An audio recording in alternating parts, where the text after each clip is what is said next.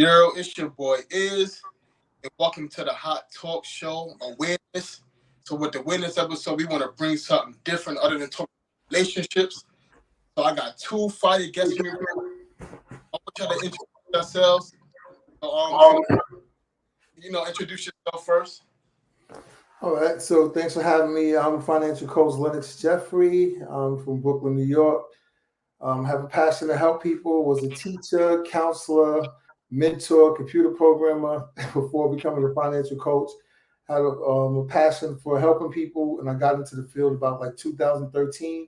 I was living paycheck to paycheck, and I said to myself, if I could learn this thing, I could bring the information back to the community. So I had a couple of millionaire mentors that took me under their wing. I got the licenses. A license in 14 states, and I have offices downtown Brooklyn, Queens, and Virginia. And I'm helping the community, just teaching them the game. That's it. That's a fact. So, Jay, what about you, man? Introduce yourself to the crowd and all that. Yeah, my name is Jaquan. I am I've been working in finance and real estate for the past 16 plus years. I'm just on here trying to share all the lessons that I've learned throughout my 42 years here. I was an accounting major in college. I work in the finance arena for a real estate private equity firm. Uh, and I also kind of, manage my own finances and investments. Been investing since I was 20 years old, maybe earlier, and I just have a passion for it. So here I am. All right, cool. So, I want to start with some of these questions, man, because I want some people to learn different things. You know what I'm saying? So, Mr. Jeffrey, I'm gonna start with you, man. So, like, what inspired you to start your covenant, business and financial, literacy? Like I said, I was living check to check myself, and I was working really hard trying to figure out. I feel like I'm making okay money, but why don't I have money? Like at the end of the month, you don't Right. even know where the money was going, and you make it and you spend it. You make it, you spend it. You go to school, they don't teach you about money. You go to in church and wherever you go, you don't learn about money in general. And as a community, we didn't talk about money. So how else are we going to learn about it? And then when I started being mentored and learning these concepts, I was like, wow, I didn't I didn't know this. Who's going to know this stuff? So I said, so you know what? I'm from the people. I said, why not learn this thing and then bring it back to the community? So that's what I've been doing. All right. So what about you, Jake, a little bit? What started your little journey of, even though your little journey of financial literacy? What made you want to, you know? Yeah, I'm obviously not a financial advisor, but in general, I've always had sort of a desire to understand money and to learn how to make money work for me. So, you know, um, when I was a teenager, I really took to those, economics classes and trying to understand how the world of finance works and how the global economy works, the national economy works. And so I've always sought out things that would help kind of further my understanding in that. And so I just so happened to continue on to get a job with a bank when I was, right out of high school. Matter of fact, I got a job working on the trading floor of the New York Mercantile Exchange, which is kind of like the New York Stock Exchange, except that they trade on the New York Mercantile Exchange. They traded commodities, or they traded like contracts to buy oil, gold, um, gas, all those kinds of things that you can't necessarily go to a store and buy. Um, so that kind of helped keep me in the financial arena. And once I was done with that, I started working for an Asian bank, and I stayed there for 3 years. And then I moved on to Citigroup, which is a global financial bank, and so forth and so on. Got my accounting degree. Then I flipped it to real estate finance, and 16 years later, here I am. All right, cool. That's what's up, man. Shout out to that. So I want to go to another question. So everyone wants to be successful, right? We all know that, right? So what do you define success? I'm gonna start with Mr. Jeffrey right here with this one. What do you define success as? To keep it simple, success is having a specific goal, understand, and then having a real plan, your plan that you feel can get to the goal, be prepared for obstacles, and then seeing yourself through to completion, no matter what it is. Then once you complete it, whatever it is, whether it's sweeping floors, whether it's turning the light bulb on, getting that soda from the store, becoming a lawyer, whatever level it is, that is success. Having specific goals, having a plan that you can see clearly, being prepared for the obstacles, and ultimately see yourself through to it. Once you complete it, that is success. Most people are actually not successful because they don't want anything and they don't start with a goal. So there's nothing to get. And if you don't have a goal, then you'll get swept up into somebody else's goal and be used for their purpose. So Jay, what about you, man? So like, what do you define success as? In addition to what my brother said there, I see success, especially now that I'm older, and I kind of had sort of the finances and the ability to earn income and to invest and so forth. In general, the way I would define success now is the ability is the point at which you feel like you're free to make whatever decision you want to make for your life. So, in other words, if you're working a 9 to 5 that you're not really enjoying or that you're not really passionate about, and you're making a boatload of money, and you have a boatload of money, but you need this job in order to continue to make that kind of money, I would consider that to not necessarily be successful. I would say that being able to provide for yourself while doing something you love and that you're passionate about, and being able to make a decision to pivot whenever you want to pivot without feeling like you have to answer to a corporation or some other kind of authority. That's, to me, is being successful. That's what's up. So, me, this is what I always wanted to realize, because I always wondered this, right? So why do you think most people aren't successful financially? I'm going to start with Mr. Jeffrey with this one. Why do you think most people aren't successful financially nowadays? You said are or aren't? Aren't successful. Aren't successful. When I speak, I give an analogy. If you play the game Monopoly, we all know how to play Monopoly, right? There's no way to win Monopoly by just going around the board collecting go money, right? If you try to do that, the cost of living is going to go up as other people buy properties, as other people buy investments. So the same thing you would have paid $4 for is okay paying before.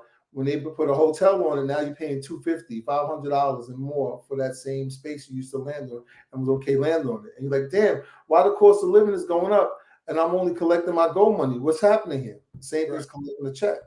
Now we've all played Uno as well. Skip, reverse, draw 2, draw 4, Uno out, right? And we know the rules to Uno. There's no way that you can win a Monopoly game using Uno's rules. See, in this country, 79% of people are living paycheck to paycheck because they don't realize it's not how hard you work. It's not about how good you are and how many jobs you have and how good character you have overall. The United States is basically built behind monopoly, right? So it's a big business. It's behind monopoly. And most people are living paycheck to paycheck or financially failing because they're playing Uno in a monopoly game. So they literally have no chance to win unless they understand the rules to the game. So Jay, what about you, man? What you gotta say? I'm gonna say my little because go ahead. I think foundationally, so far, people show lit, right? Don't lie. If so, follow the YouTube page and the Facebook page.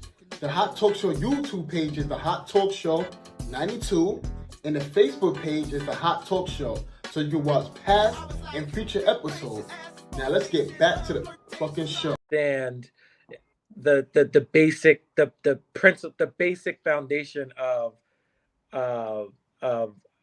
what of their own financial situation. So some people, they work, they get a check, and they loosely they may pay their bills and spend whatever they have, but they don't really understand the principles of budgeting and planning, right? Which is crucial in order to get past a certain point. you have to understand where your money is coming from and where it's going. That's the foundation. And then once you understand that, you can understand how much you need to survive and how much you need in order to, or how much you have to invest and to grow your income and your money and your expand your assets, etc. So I would say that that's really more so, that's like the foundation of why a lot of people aren't successful, is because they haven't taken the time to understand what they have in their hands. Can it be more? I want to interject a little bit, because I want to go when it comes to like maybe like the racial background, right? Of why I could say most of Black people are not probably successful. Can it be because of family dynamics stuff? Like, can I play a role in it? 100. I mean, when you say family dynamics, I mean, Oh, some go like ahead. spoon fed in some other races. Like, I don't want to be thrown out there, but where we come from is harder for us. So can it be like where we come from? The reason why we're not our finance not successful because it's based off our environment of which we grew up in. Like we wasn't really taught from school how to spend money, business, and all that. So can I play a role in it a little bit? Yeah, I think so. I think obviously if the generation before you learn the lessons of finance and of investing and of building assets, then they can pass that down to the generations that come after them. But if the generation before you didn't learn that lesson, it's even that much harder for your generation, for your current generation to learn it if nobody's there to teach them that lesson. So like so naturally, like for me, naturally I had the desire to learn about it, so I sought it out on my own, sought out that knowledge on my own, and I happened to learn a lot of lessons very early in life. But unfortunately not everybody's a self-starter like that, and so yeah, it becomes more difficult if the person isn't able to get themselves to seek out information on their own. Mm-hmm. What about Mitchell? What about you, Mr. L? What you got to say about that? You got any input on that? Yeah, it's tricky because there's one end, there's nothing really stopping you if you self-motivate. A person that's going to make it is going to make it, whether you got education or not. A person that has the will, has the grit, they're going to make it regardless, no matter what field in, they're just going to make it. You can't stop a person that's going to be successful. On the other hand, you have society has things built in place to teach you how to be a follower. And most people actually believe that they're leaders, but they've been conditioned to be followers. Even if they were born to be a leader, they've been conditioned to be a follower. What do I mean by that? If you go as early as elementary school, Sesame Street comes on, they'll have an apple, two apples and one banana, and they say one of these things just doesn't belong here. One of these things just doesn't belong. And then you look at it, oh my God, look, mommy, the banana doesn't belong, right? But in reality, they all are fruits, but they condition you to make you think that if something is different, then it's wrong. But they all are fruits. But if you identify the thing that's different, then you kick it out so everything can always be the same. Why do they do that? They condition you so they can know and predict where the dollar is going to go. So if I have everybody thinking and moving the same, then I know where I can put the product placement to know where the dollar is going to move, to be able to get them to buy the same, and then actually make them insult each other if they don't buy the same, as kicking out the banana because they're not doing the same movement. So ultimately, I can predict where the dollar is going to go to make more money. And then the school system itself is conditioning you really to fail because, like I said, the system is built behind a monopoly system, but they don't teach you anything regarding the monopoly game, assets, liabilities, income producing assets, credit, the credit system, banking, how to even open up a bank account, stuff like that. They don't teach you any of that stuff. They teach you things that's counterproductive to what real success financially would be in society. One of the founders of the education system, Rockefeller, he said, I didn't create and fund the education system to create leaders. I funded it to create workers. So that's the whole point of the education system, to filter people, indoctrinate them to be workers. Now, I don't think anything's wrong with learning certain things at school. But personally, I think all you really need is up to elementary school. Personally, if you look at the real things that you need overall, you need mentorship, relationships building, reading, writing, arithmetic. Past that, you really should be focusing on what your individual skill is as a person to be now geared into your career based on who you are, not just based on money. And then you can be filtered whether you should go directly into a job after high school or going to college, but you've already found yourself by identifying who you are overall. So I think that's why most people are not really successful in that manner, because yes, they don't come from wealth, but if you're able to read and you're able to seek it out, all the information is all around us. In slavery time, being that you made it a little racial, in slavery time, if you look at all of the people that did the most in slavery time, they all had one thing in common. They all read. They all had the ability to read. So, and as a community, we don't really read.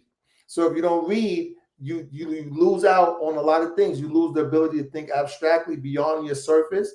You lose out on having vocabulary, being able to write, being able to articulate yourself and express your opinions to other people. So there's so many things happen in society because people don't read. So you can't, and you're attracted to the TV shows that they put on as violence. The music is poison, opening it up. So there's a lot of things condition you, and they're not seeking out the things to build wealth, which is why people that have money the average millionaire is self-made. So they look at it as, listen, I was struggling at some point and I made it, whether I'm white, Indian, black, whatever, I made it and I had nothing. So if I could do it, you could do it. And they actually are right, but people don't see it that way. So it's going to always be divisive because people say, is somebody else reason for why I'm not successful, why I don't have? But in reality, you have all the tools if you have the ability to read, or you can seek out a mentor to go get it. And then in our community, we look at it as, oh, I got to pay for the knowledge to get it. The people that have made it realize along the way that they was learning information, they tried to share the stuff with the community, but the community didn't accept it because they wasn't at that peak place where they didn't have a Mercedes or the thing at that time. So they sort of, oh yeah, no, it's nothing, it's no value. But now that they put all this time in and learn all the information and they're positioned to really win and they shine on a bigger level, now they're going to make people pay for it because those that pay actually pay attention. And now it's more about getting your time back, not wasting on people that's not going to be serious to learn the information that you have. That's it, man. Listen, I'm learning a lot, man, because I never knew about that, man. So, Jake, you say are you going to stay on or you got to go? Yeah, I'll stay on for a few. Got one more question. All good. I'm going to pick your brains a little more, then we're going to move on. So, because I always wonder this, is it harder to be successful or to maintain success? So, like, is it harder to become successful or to maintain it? I want to start with Jake. I think just for simplicity, we should define success. If we're saying successful, financially successful, Right. like, is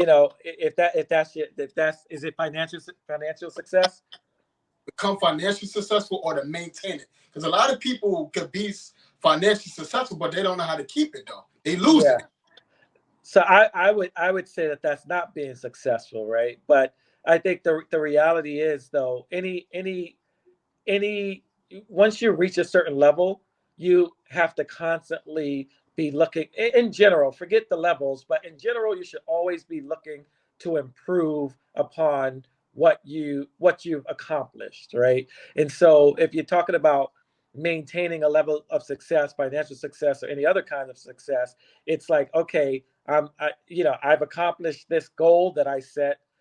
Now, but I know I can't stop here, right? I have to keep turning, things change, new technologies come up, right? Like the way I achieve my success today doesn't guarantee that I'm going to be able to constantly to repeat that success over and over and over, because things change, the world change, technology changes things, politics, taxes, laws, etc., etc. So you have to constantly be looking to stay on top of learning and educating yourself within your given discipline.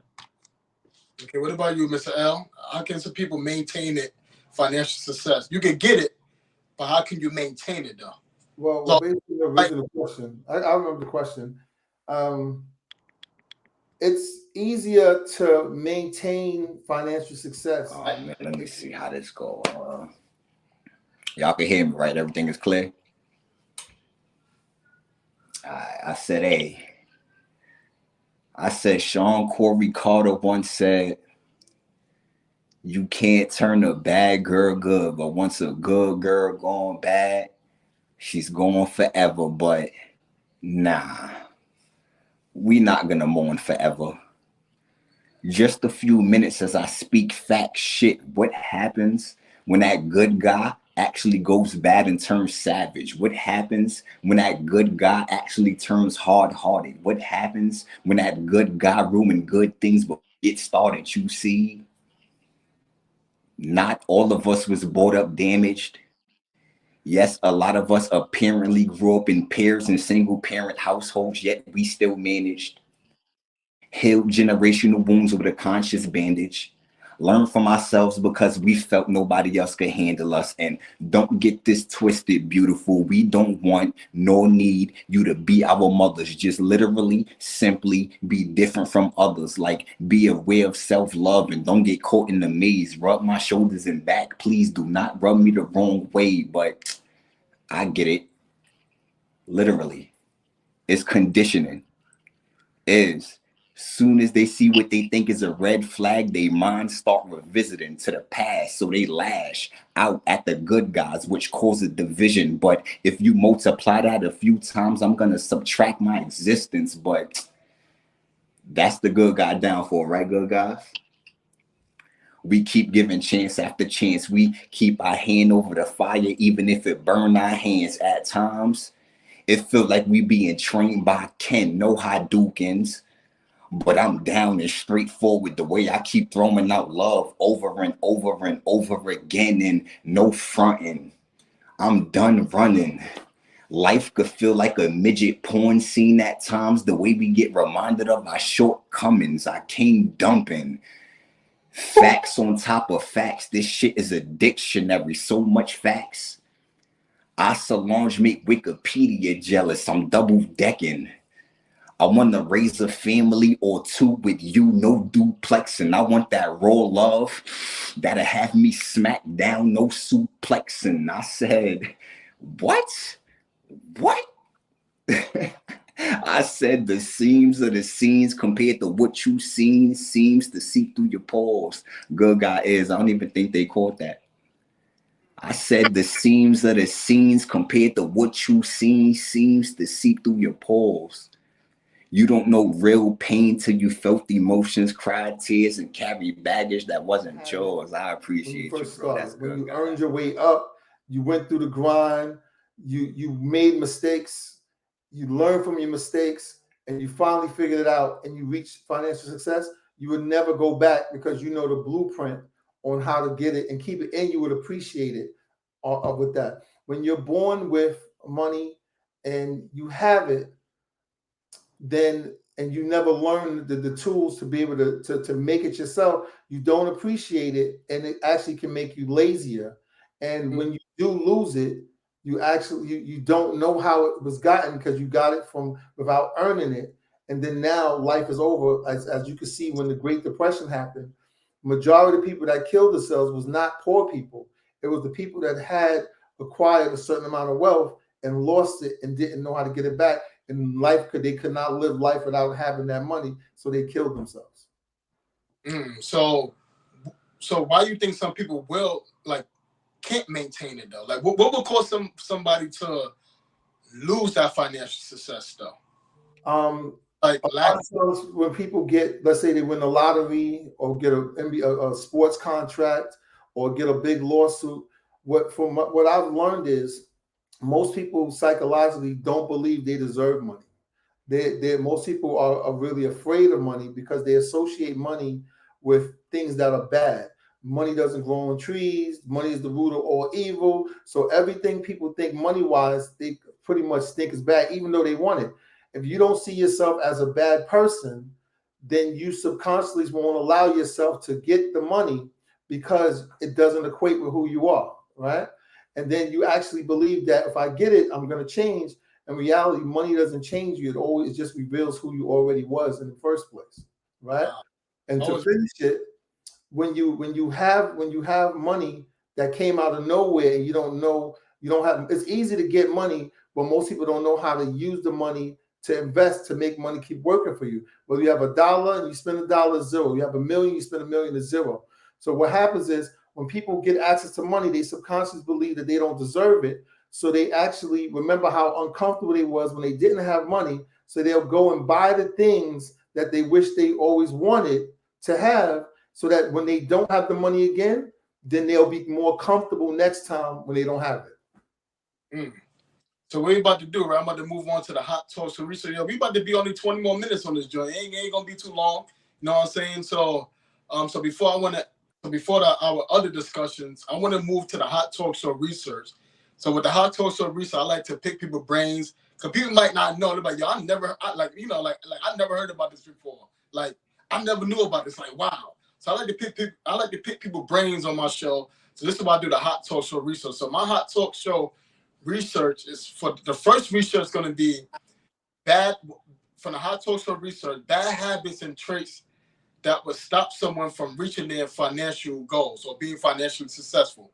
So research. So number one, failing to plan, setting up unrealistic goals, lacking financial literacy, like what we're talking about, lacking financial discipline, and I think it's procrastinating. So I'm gonna start with Jake on this one. So how can someone lack financial discipline though? And how can they be more disciplined financially? Well, so lacking financial discipline, it essentially kind of goes back to what I said in the beginning, or earlier, where if you don't take the time to learn how to budget and to understand what you have in your possession and how to use it, there's no way you can be disciplined in how you use it, because you're kind of shooting from the hip. You're just going with the flow and letting your habits control how you use your finances. So building that discipline first requires you, creating a budget or some kind of plan that, based on how much you're bringing in and how much and where you see yourself going, what you see yourself accomplishing. If you say, I want to buy a house in a number of years, then financial discipline is understanding, okay, right now this is my budget, this is how much extra I have to save and put away for a home, and kind of making it a habit to save that amount every month. But you have to know what you have in order to be able to do that. So to me, that's the foundation of financial discipline. So this is more your fault. I'm gonna ask you this: when they say lacking financial literacy, what you think about that? Like, how can somebody lack financial literacy? They just not versed on it. They don't know. Finances is a language. Finance is a language. Just like how you learn English, Spanish, French, finance is a language. At first, it can seem intimidating, but it's actually pretty easy. Once you look at it and you learn it, the more you see it, the more it becomes, it's a formula. For people that's just starting out, I would recommend reading a book called Rich Dad, Poor Dad by Robert Kiyosaki. That's like the most popular financial book. It's because money is not a physical thing, it's a mental thing. So it's about changing your mindset first. Also, I would recommend save a couple of dollars and start. Your first investment is in yourself. Start not only reading books, but look at people online. You don't have to have a physical mentor. Look at people online that you follow, maybe on YouTube, type in certain questions you may be interested in, and then follow people and maybe pay for a course or two to be able to get yourself up. You could go to udemy.com and pay $15, $25 for any topic that you want to learn about, and that could teach you as well. If you're serious about it, you have to invest in yourself. People who just want to invest in stocks and mutual funds and all this stuff, but the first investment should be in yourself, because you'll get way bigger turn than the S&P investing in yourself. Okay, that's cool, man. I'm learning a lot, man. Because I always want to know why some people don't be financially, successful. So some of these researchers kind of really pick my brain a little bit. So I'm gonna go to research number 2 of how can some people be financially successful, right? So, number one, establishing goals, creating a spending and saving plan, like deleting their debt, saving emergency funds, and tracking spending. So I want to go on, Jake. I'm gonna elaborate on this a little bit, not too long. So when they say, so how can someone like track their spending though? Yeah, so like I mentioned, just creating a budget, right? You get a paycheck every week, every 2 weeks, right? Or even let's say you accept a job offer. Let's start there. You accept a job offer, making whatever, let's say $50,000 a year. You divide that salary by that's gross, right? So you chop off 15% for the 10 to 15% for the IRS and the state, and then you divide that by 12. That's your monthly budget. That's what you can expect to have in your bank account, the cash in your pocket every month, and you start there, and then you know what you're paying in rent or what you expect to pay in rent. You make note of that, and you add up all your expenses, subtract your monthly income from your monthly expenses, and it's as simple as that, really. Just add up your income, subtract your expenses, and that's how you can do that on a rolling 12, 3 6 12 month basis, so that you can look at it in totality and say, okay, by the end of this year, this is how much extra cash that I would have to do anything I want with, and you have to determine what those wants are, whether it's saving, investing. Obviously, you need to be able to buy, food and things of that nature. So you figure that out, and you take it from there. It's a fairly simple concept that a lot of people avoid, primarily because a lot of people feel like they're not making enough money anyway to survive, and so they're living paycheck to paycheck, or they're living even beyond their paycheck and going into debt in order to survive. So they avoid that initial step and just creating a budget, a plan, and that's part of and that's what people need to work on. Cool. So Mizell, I got something good for you, man. So when they say, right, step 2, financial success, right? Say, how can someone create a spending and saving plans? Spending and saving plans. I think this is exactly what Jake just said, right? The spending and savings plan overall. What I would add to it is understanding that just because you can afford it, don't mean you can afford it. Okay. A lot of times, an item will cost $10, cost $20, $50, and you know how much money you make, so you have no problem. That's nothing, right? But if you look at the end of the month, you look at your check, your account, you're like, damn, where did the money go? But what happened was it was chipped off by the little things that added up to a big thing, right? So I call that your go get it money. So the first thing I'd recommend a person do is, a good book behind this is what's the book of Babylon? There's a book, I forgot the name of it. The richest man in The Babylon. Richest Man in Babylon. That's a good book about that, right? So the first thing you want to do is identify 10% of everything you make. Before you pay any bills, you should be paying yourself first, as if you was a bill.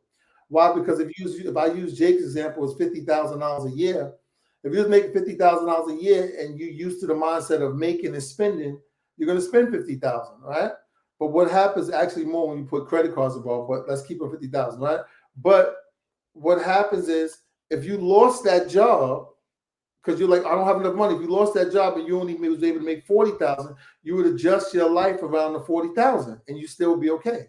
So people have the money, but they don't sacrifice certain things to do it. Now, you can build up credit faster than you can save all of that money. So I would recommend the number one thing in this country, because the United States is not better than other countries. What makes the United States, why people come here, is for opportunity and also for the credit system, right? That's the reason why people come here.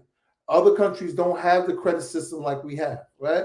So if you're able to be disciplined and pay your bills on time and learn how to get your credit correct, right? Then through your credit, you can establish relationships with the banks to get a lot more savings, a lot more funding than you ever could to saving in a shorter period of time. So your current job pays for your current lifestyle, but your future job or your credit will pay for your future. Yeah, man, this is really really deep, man. So I wanna say something too, right? So can we say like should people start owning more rather than renting so they can be financially successful? I feel like we don't really talk about more about ownership. Like it's ownership a trick to be financially successful too? There's not a trick. There's no trick. There's no way around it. Yeah. There's no trick. There's no way around it. I go back to the Monopoly game. You cannot play Monopoly without buying assets. It just doesn't work. You can't do it. If you try to go around the board collecting your paycheck, the cost of living will keep going up so high until you're priced out and you're out the game. So what about when people say it, right? Like you can buy a house and have tenants. And that can have you be financial, like when you don't really have to work like that, like you could be financial, you could maintain your money through have a tenant store. Is that a myth though? No, that's definitely real. I mean, to me, just my very personal view on real estate in general is that the you can rent and buy. So my point is you can rent.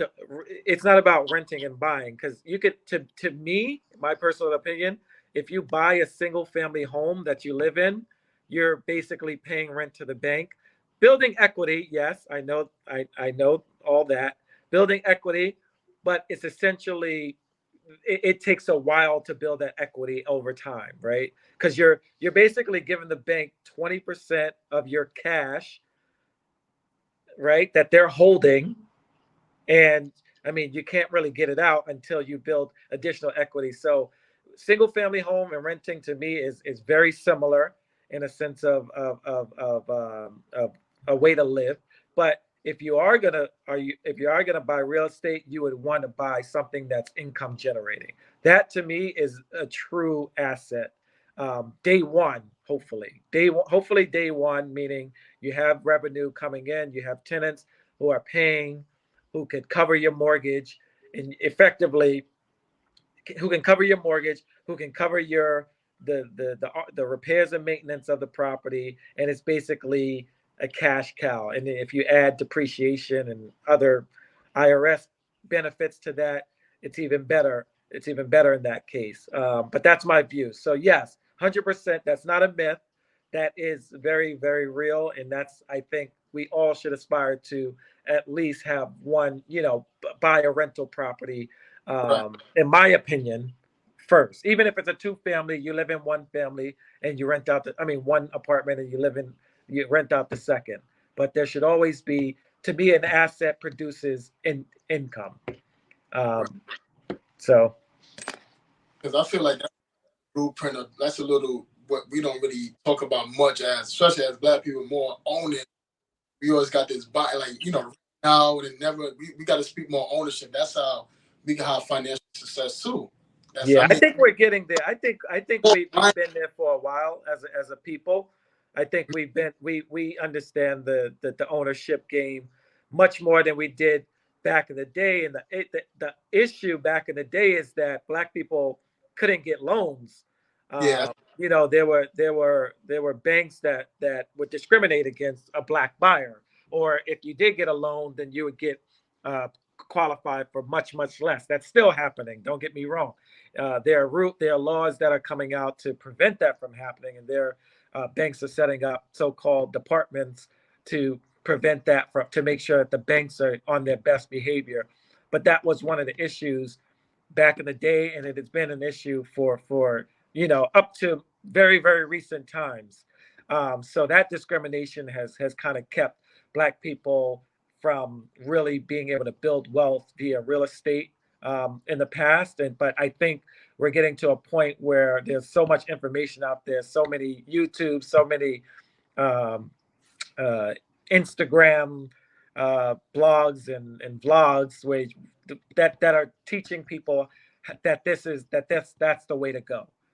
So I think we're getting there. Right. So I want to do one more steps to financial success, then we're gonna move on to the 2 more segments. Then we're gonna be done after this, man. Like, I appreciate you guys for coming on. Y'all can hang on with me for 15 minutes, man. And you know what I'm saying? I appreciate y'all. So one more with steps to financial success, right? I'm gonna go with Mr. L on this one. So how can somebody like delete their debt, financial debt? That's a tough question because if you delete your debt, you're actually zero. You have nothing. Well, I never knew that. Wow. So most people want to get rid of debt because they don't understand debt. In order to be wealthy, you have to actually know how to use debt to build wealth. Success leaves clues. The 2 proven ways that most people become wealthy outside of inheritance is through real estate and through owning a business. Those are the 2 ways. The average millionaire has $2 to $3 million, and it came through real estate or through owning business. So that's the formula. To keep it simple, the first step is to get to how to use debt. The first thing is get your credit together. What the credit says is you're trustworthy as a person. Most people, when they get their credit together, they go to buy a car or go buy a house. You don't do that. The purpose of your credit is just to show the banks that you can handle money, your personal side is structured correctly. So now you need to establish a relationship with the bank, not through Chase or Wells Fargo or Bank of America, because of those they're entitled for, they're set up for investors. Credit unions are really better to go for most of the people that are starting off financially. Establish a relationship with credit unions. The credit unions each report to different bureaus. So if we're going to go on the real estate angle, as Jake was saying, you can establish 3 relationships with 3 different credit unions that pull from one Equifax, Experian, and TransUnion. You can have good credit, build a good internal score by opening up a checking and savings account with the credit union. So now they know you. Then you start a business. When you start your business has no credibility. But because you have good credit and your money was, your credit side was structured correctly, you can use your personal guarantee to say, listen, I validate for this business the same as a parent would as a child going to school, as a co-signer. So now you're the co-signer for your business. Most people don't know, whatever the bank would give you, whatever you have on your personal side, the bank will give you 3 to 5 times as much on the business side. So if I have $10,000 on the credit side, on my personal side, the bank will give me $20,000 to $50,000 on the business side. But if I establish 3 relationships with 3 different banks that pull from 3 different credit bureaus, right? The same day I can actually go to each bank when I establish that relationship and ask them for credit. This bank can give me $20,000. They'll pull from one bureau, the other bank give me $20,000, the third bank give me $20,000. So that's $60,000 in literally one night that I have access to. And none of them knew that I pulled from each other bureau because they pulled from different bureaus. So now you got $60,000. And if you want to run the play that Jake was saying as an investment in terms of house on the business side, say that you always want to buy a house that's undervalued.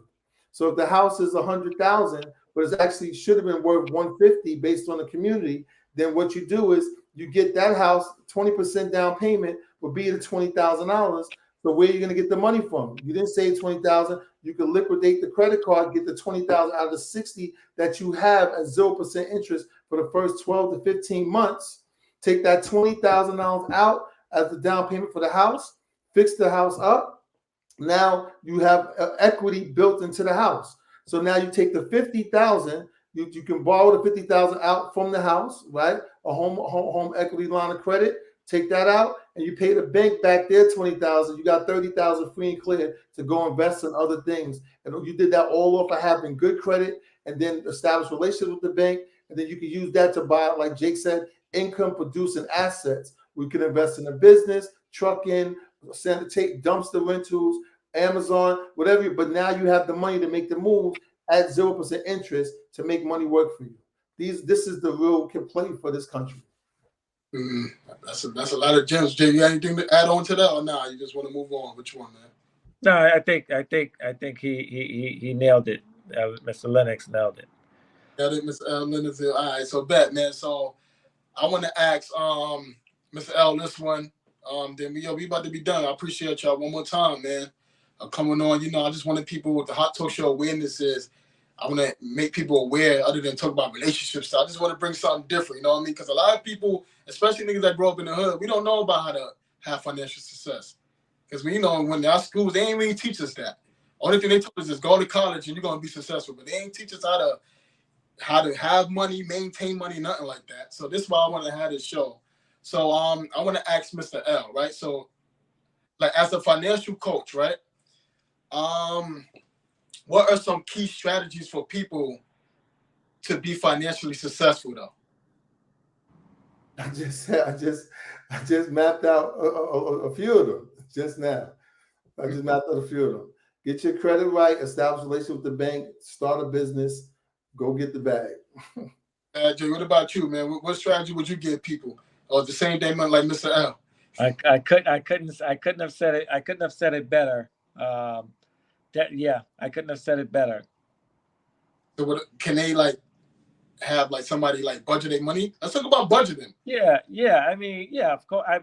Jake explained the budgeting. He explained that earlier when he said. I think that's a very, very simple concept. So it's just, I mean, especially if you have a basic 9-to-5 income or W-2 income that you can actually rely on, and it's not going to change it's not going to fluctuate. Now, if you're a business owner, that's a different story. If you're an entrepreneur and you have fluctuating income, then that's a different story. But if you're a W-2 earner and you have basic income coming in every week, every 2 weeks, then it's as simple as just plugging it into, writing it out your income, and writing out your expenses and doing the math.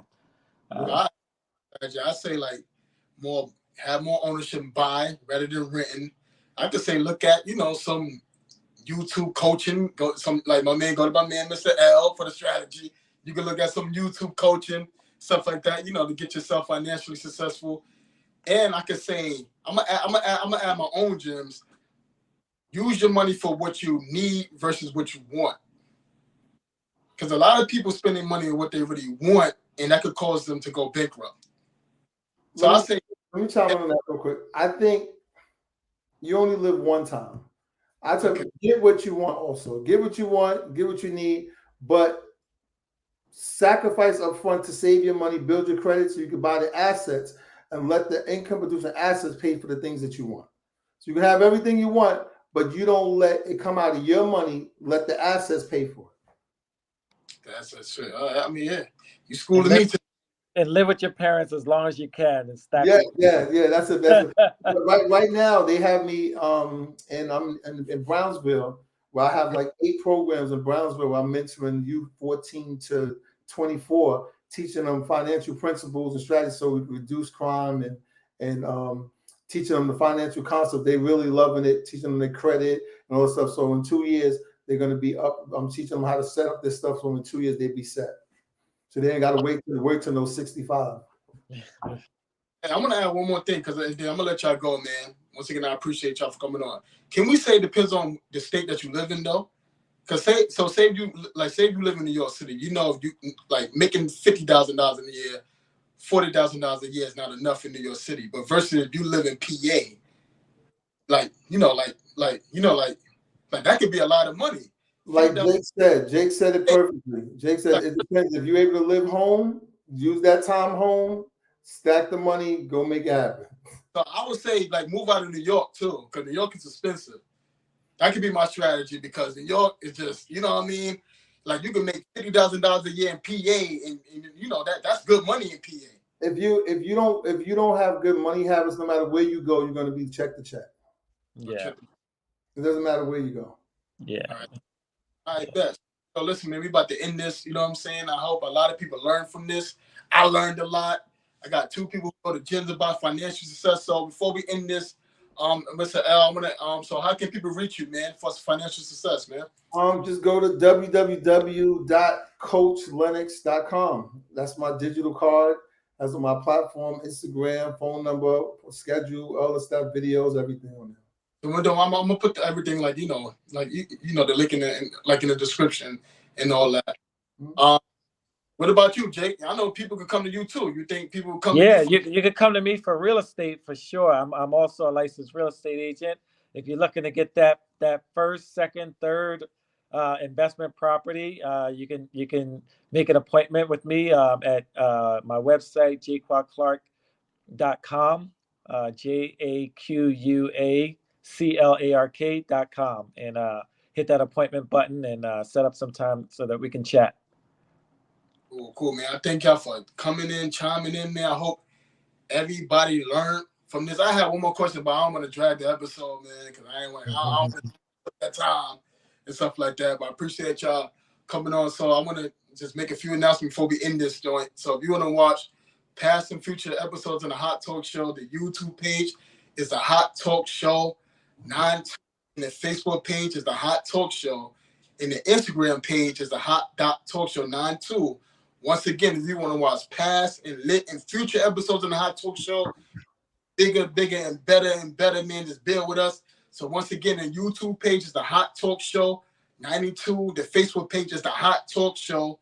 And the Instagram page is the Hot Talk Show 92. And I also want to announce that we are starting to do the Hot Showcase. So the Hot Showcase, anybody who want to show their special talent, whether you're a singer, dancer, wherever, showcase your talent on the Hot Talk Show and bring it, man. Don't be shy. If you shy, just still bring it. It don't matter, man. But yo, it's your boy Iz, and we out of here. I thank y'all for coming in, man. Appreciate y'all. All right. Good meeting you guys. All right, Jay. Hey, take care.